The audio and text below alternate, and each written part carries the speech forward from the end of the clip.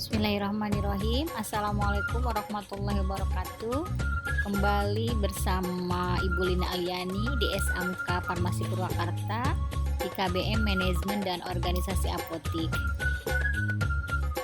Kita akan kembali berbagi ilmu dengan apoteker Purwakarta. Kali ini bersama apoteker Nur Azizah dan siswanya adalah Dela Puspitasari dan Desi Wulansari. Selamat menyimak.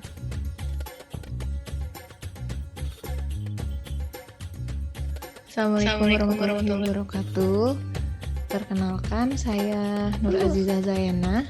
Saya apoteker penanggung jawab di Apotek Ikro, dan kebetulan juga saya sudah membuka apotek sendiri. Itu Apotek Zakiandra di Jalan Veteran nomor 232 depan Indomaret Gang Keramik, di mana APJ dari apotek saya itu merupakan rekan sejawat apoteker saya sendiri, yaitu apoteker Dera Aryani. Nah, pengalaman saya sebagai apoteker penanggung jawab itu saya lakukan dari tahun 2016 ya sampai sekarang, di mana sebelum saya menjelaskan pengalaman saya akan menjelaskan fungsi dari pengertian dari apotek itu apa ya. Apotek itu adalah menurut Kepmenkes tahun 2002, apotek adalah suatu tempat tertentu untuk melakukan pekerjaan kefarmasian, penyaluran perbekalan farmasi kepada masyarakat, dan tentu saja ada peran apoteker di sana. Begitu. Nah, apa sih yang saya lakukan sebagai APJ? Tentu saja saya melakukan manajemen apotek, di mana manajemen yang saya lakukan itu terdiri dari manajemen keuangan, manajemen pembelian, penjualan, persediaan barang, manajemen pemasaran.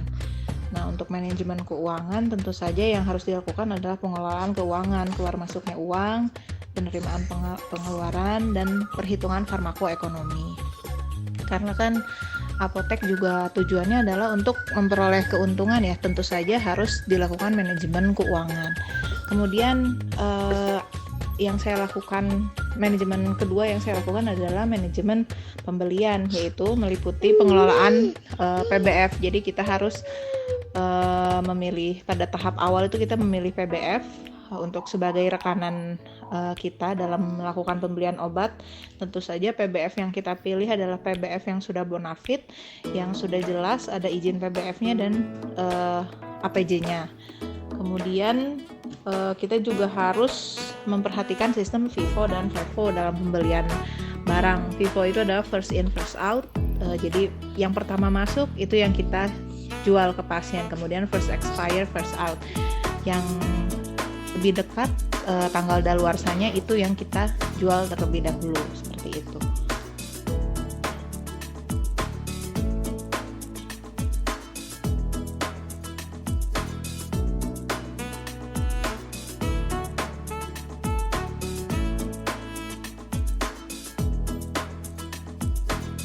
Kemudian manajemen yang ketiga yang saya lakukan sebagai APJ adalah manajemen penjualan. Itu pengelolaan penjualan tunai, kredit.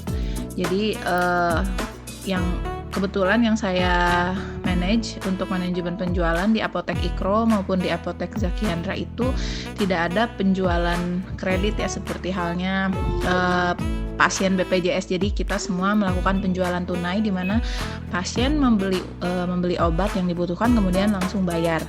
Jadi tidak ada sistem kredit, jadi lebih mudah. Kemudian manajemen yang selanjutnya yang saya lakukan sebagai APJ adalah manajemen persediaan barang. Itu meliputi pengelolaan di gudang, persediaan alat-alat racik dan bahan racik seperti cangkang kapsul, kemudian ada juga kertas perkamen, sendok, dan lain-lain.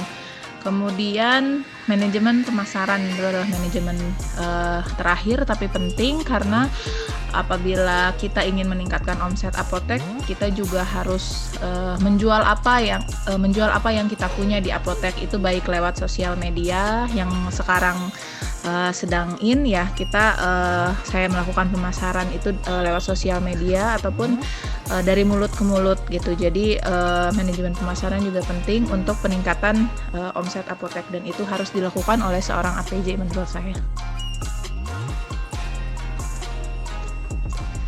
Assalamualaikum warahmatullahi wabarakatuh. Perkenalkan, nama saya Dela Puspitasari dari kelas 11 IPA.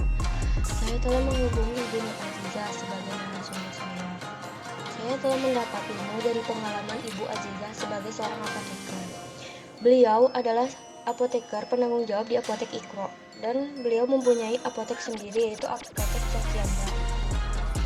Saya mendapatkan ilmu dari beliau tentang yang pertama, pengertian dari apotek adalah suatu tempat tertentu untuk melakukan pekerjaan kefarmasian, penyaluran berbekalan farmasi kepada masyarakat.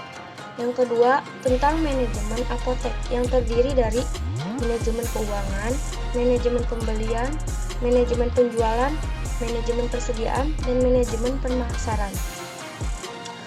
Untuk manajemen keuangan, tentu kita harus mengetahui pengelolaan, yaitu keluar masuknya uang, penerimaan pengeluaran, dan perhitungan farmakoekonomi. Dan yang kedua, manajemen pembelian. Tentu tentang pengelolaan PBF, kita harus memilih PBF untuk sebagai rekan pembelian obat. Dan kita harus memilih PBF yang sudah bonafit. Di dalam itu juga terdapat dua sistem dalam pembelian barang, yaitu FIFO dan FEFO. FIFO adalah yang pertama masuk, itu adalah yang kita jual kepada pasien. Dan FEFO adalah yang lebih dekat, tanggal kadaluarsanya kita jual kepada pasien terlebih dahulu. Manajemen penjualan, itu tentang pengelolaan pembelian dan pembayaran. Untuk manajemen persediaan barang, yaitu kita mengelola di gudang, yaitu sebagai persediaan alat racik dan bahan racik yang kita gunakan. Manajemen pemasaran, kita mengelola, menjual barang kita lewat sosial media untuk meningkatkan omset apotek. Sekian ilmu yang saya dapat dari Ibu Azizah sebagai seorang apoteker. Wassalamualaikum warahmatullahi wabarakatuh. Assalamualaikum warahmatullahi wabarakatuh. Izin memperkenalkan diri, nama saya Desi Wulandari, saya dari kelas 11 Farmasi Kesehatan dan Komunitas. Saya akan menjelaskan ulang dari pengalaman apoteker Ibu Azizah. Ibu Azizah adalah seorang apoteker penanggung jawab di Apotek Ikro, dan beliau juga punya apotek sendiri, yaitu Apotek Caciandra.